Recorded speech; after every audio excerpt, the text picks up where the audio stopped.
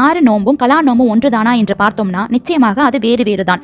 இதில் எதை முதலில் வைக்க வேணும் அப்படின்னு பார்த்தோம்னா, ஷவ்வால் மாதம் ஒரு முழு மாதம் முழுவதும் இருக்கிறது. இதுல ஃபர்ஸ்ட் நம்ம விட்ட கலா நோம்பை வச்சுட்டு கூட ஷவ்வால் மாதத்தினுடைய 6 நோம்பையும் பிடிக்கலாம். இல்லனா ஃபர்ஸ்ட் நம்ம ஷவ்வால் மாதத்துடைய 6 நோம்பு பிடிச்சிட்டு கூட நம்ம கலாவுடைய நோம்பை பிடிக்கலாம். திருமிதி என்னும் ஹதீஸ்ல இடம்பெற்றுள்ளது. அன்னை ஆயிஷா ரலியல்லாஹு அன்ஹா அவர்கள் அறிவிக்கின்றார்கள், கலா நோம்பை அடுத்த வருடம் ஷாபான் வரைக்கும் பிடிப்பதாக சொல்கிறார்கள். சோ நம்முடைய கலா நோம்பிற்கு காலம் அதிகமாக இருக்கிறது. ஆனால் ஷவ்வால் மாதம் 6 நோம்பை அந்த மாதத்துல மட்டும் தான் பிடிக்க வேண்டும்.